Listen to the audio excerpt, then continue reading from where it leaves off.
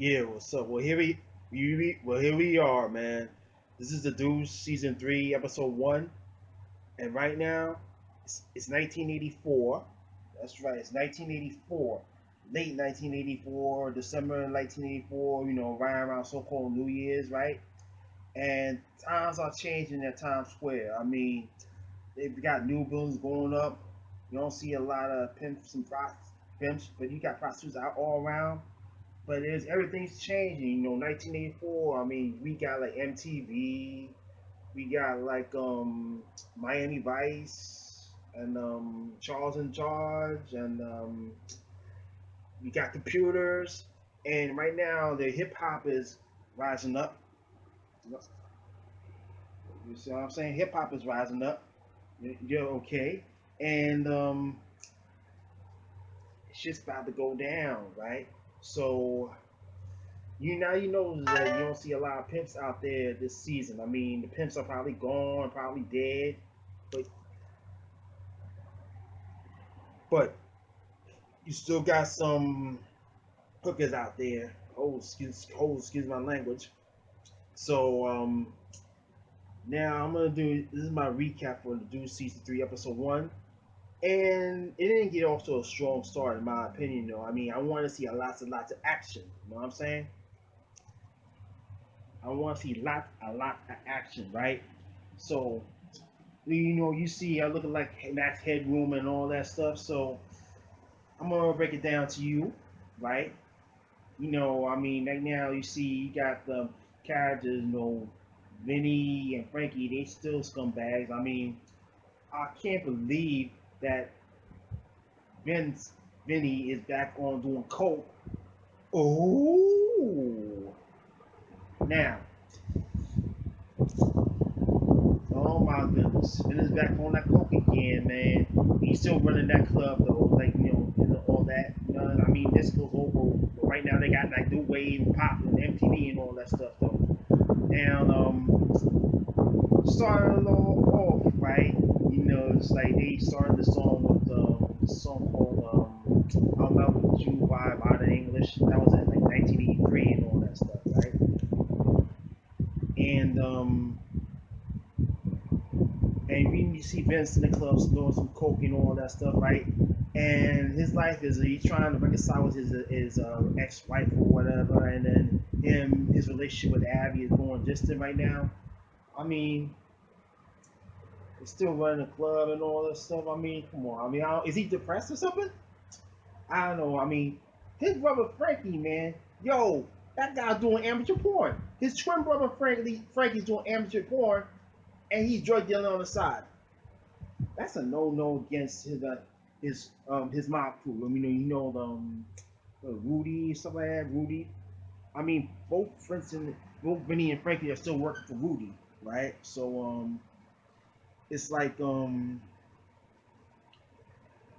I'll tell you this. I mean, oh, I forgot to tell you, Vinny, no, Frankie's a family man now. I was a bit surprised when he still got his girl, his wifey, whatever, and he got kids. Oh my goodness, but I can't believe Frankie. He's trying to make a lot of money. I mean, he's doing amateur porn, and oh yeah, he got that troublemaking Melissa. You know, she's a porn star right now. She used to be out on the street selling her body, and he causing trouble stealing from Johns, and that Melissa character. She's like a bad luck charm to the pimps.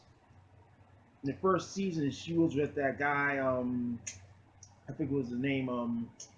I think it was a Reggie Love, and then he was abusive towards her, and then the guy that died just killed him, shot him dead, killed him. And next thing you know, she moved on to his other pimp like CC. Now he dead too. Now she's like on her own, and now she's a porn star working with Frankie. And Frankie, I mean, look at Frankie. I mean, he's still doing business with the mob, and he's making amateur porn. He's drug dealing. He a family man. Damn. If Frankie's double life is exposed, he's in big deep shit. and he may be Princeton too. I mean, they both working for the mobsters and all that stuff. But I mean, come on, y'all. And meanwhile, Candy, right?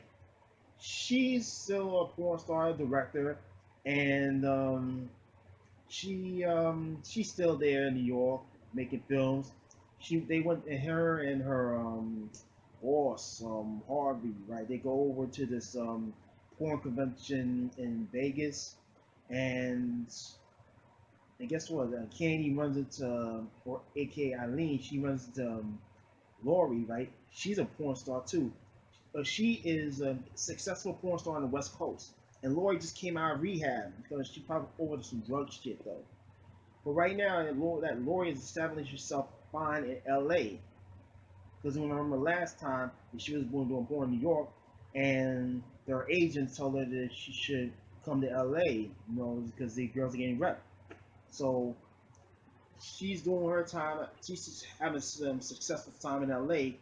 But I mean, she just came out of rehab, and next thing you know is that she's being tempted back to drugs again toward the end. I mean, Laura was at this little New Year's Eve part. Also, I'll get to that in a moment. So, Candy's there in Vegas at the convention, and they went to see this film called New Wave Hookers. When it's a film where when every time when this girl listens to some new wave pop shit on the headphones, they get horny. And then next thing you know is that later at the hotel room, Harvey had his idea that they're gonna switch to videotape. Because you know why? Because now, right now, the VCRs is a big booming business now. I mean, the '80s is like a big boom. The VCR home videos and all that stuff. I mean, you could rent a movie at some video store. That was like before Blockbuster or something like that. That was like late '84 to late or mid '80s and all that stuff. So, and nowadays, so Harvey tells her that they're gonna switch the film videotape, and Candy got pissed off, and then she's also got pissed off that they don't want they probably want to do simple things, not like the artistic stuff and all that stuff, because he suggested that he wanted to attract the male audience, and got Candy were pissed off, and then she was like, "I'm going back to New York to see my mama." So what Harvey, he's thinking like a businessman. But what Harvey was thinking that he wanted to stay relevant. He wanted to stay in the game. So most of these horror movies back in the '80s, they switched from film to videotape to save money and to cut costs. And they want to keep up with the times, like keep up with the technology and all that stuff. So that way Harvey has his way of thinking as a businessman of some sort. Like Candy, she just wants like she wants to be have her artistic freedom, and she has this mindset she wanted to go mainstream, have to do some drama and acting and stuff like that. But Harvey sees this have something simple, like he want a little dialogue and more sex because he wanted to please the male audience and all that stuff. So right now, I mean, there's like a little friction going on around here because all what Harvey was saying is they want to stay in the game, stay being relevant though. I mean, switch to videotape, and the porn is gonna be big, like on the internet, computer, and digital, and all that stuff. They want to be up in their times because that back in the '80s, they were showing less porn in public theaters, right? So they switched into home video because they want to stay underground. And in other words, though, they want people to play with themselves or jerk off at their own homes, rather than going to public. So, so that's me. That was Candy, and then that Loretta, the former prostitute, she works at a bar, and she's called joining this little anti-porn thing and stuff like that, trying to do something right and all that stuff. And then you got these other characters like Shay, your voluptuous kin director. I mean, excuse me. I mean, she comes out here and she was like, she comes in the bar sick, coughing. We don't know what's up with her, but I know that that I think it was like was it Todd? No, was it like Paul's boyfriend? The actor Todd, right? He's doing off Broadway play, and next thing you know is that his boyfriend got like a bruise on his head. It could be a sign that he probably got AIDS. AIDS was running rapid for these gays and stuff like that before everyone else got it though.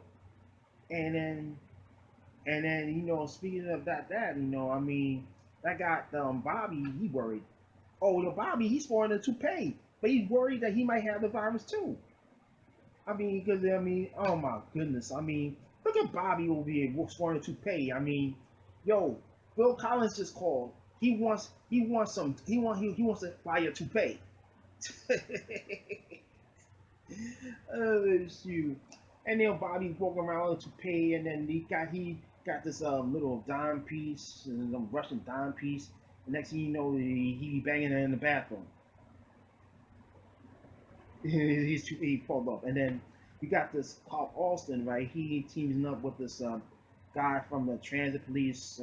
Oh shit! You know what I found out that those two actors, it's like a reunion. I mean, both the cop and other guy, they were both on the wire.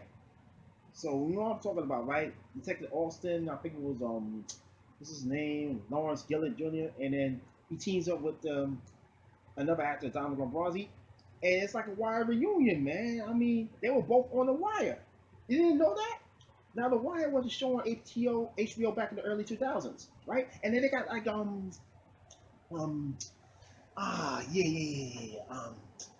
oh yeah, they got that guy. He played the guy who plays the cop on the Deuce. He played Barksdale, and the other guy, he also was something like that. He played a transit cop. He played a cop. So seeing them together is like a wire reunion, man. Shoot, because what the detective officer is doing though, he's trying to stop these gangs of youths. Like these little wannabe thugs who be mugging, robbing people and stuff like that though, causing a lot of chaos. So he had this idea to crack down on these like gangs or so-called wolf packs, but I call them damn wannabe thugs and all that stuff though. And they say with the black spaces. So he had this idea to go to this transit guy, the transit cop. So they want to work together to crack down on them gangs and all that, and then street gangs and whatever. I mean, wolf packs or whatever on the streets and in the subways. So back then, the NYPD and the transit cops, they were two separate people. So they wanted to see to work together, try to crack down 42nd Street. And you have to notice one thing that 42nd Street is changing because they building up condos and you got the corporations taking over. It's all like big business, man, because they doing that midtown reinforcement thing, though, and it's like a sign of the beginning of the end to 42nd Street. I mean, I never went out to 42nd Street while I was a kid. When I was young, I stayed in school. I go to school every day, stay home at night watching TV. So, and I didn't notice the change going around there because it was dangerous at that time. But I was a little young kid back then, though. I think I've probably been out there maybe sometime in the 90s or something like that. I mean, the 90s where they had the New Year drop ball. Oh yeah, by the way, everyone is gathering around to celebrate the so-called New Year's Day, 1985, and Bobby though he meets this girl at the bar, and then he be having sex with her in the bathroom and all that stuff before the ball drops. No, after during the ball drops, right? And next thing you know is and next thing you know is 1985. Everyone's kissing, and then you got this guy, and I think it was Goldman, who works for cops. Sees a guy sitting in a gay bar, not being touched or kissed. It's like a fear of AIDS, man. And so, and Candy meets this rich Wall Street dude, something like that, at the New Year's Eve party. Lori's at this so-called New Year's Eve party with her boyfriend and manager, something like that, and then he dances with this girl. Lori got mad. She goes to the bathroom. she see a couple of fans coming out saying that they love her work, and they they asked her if she wanted to do some coke with them. Now Lori just came out of rehab, right? I mean, for drugs and shit, whatever. I mean, and we are at a party and temptations all around you. Guess what? The bitch relapsed. Damn. Oh my goodness. She was like getting high on that coke again. I mean, imagine. I was hoping Lori was like playing Al Pacino like Tony Montana from Scarface. They have like a table in their office with like a mountain full of coke. She sniffed that shit up and she like, oh, oh, oh. Man. I mean, she living large, but she had a relapse again, man. I mean, all she did was just say no, or a lot of the time, no, I'm good. So right now it's 85, man. I mean, I was like turning 9 years old, had my own birthday party and all that stuff. So 85. So this is no, that's about it. That's my recap. So I'll see you next week.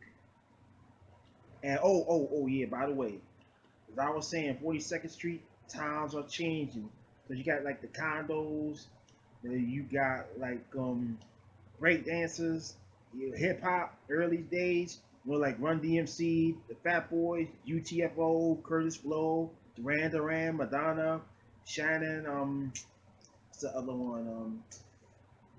Talking Heads, something like that, or trying to think of over, yeah, the Culture Club and all this new wave like Human League, New Edition. I thought there was a crack jokes on New Edition and all that stuff. So I mean, but what they had wrong, they had missing is like there are no computers in the office where that Mr. Goldman was there at though. I mean, they should nowadays back then they should be having some like these new computers and all that stuff, right? Get all the information though. I mean, and then now you guys we gotta see what happens. You know, I mean, you got the Wall Street taking a corporate takeover. I mean, you see 42nd Street's changing with the new condos and all that stuff though. Trying to drove the prostitutes and out the streets and they're somewhere else. So this is a season. We'll see what happens. So I'm out. I'll see you next time.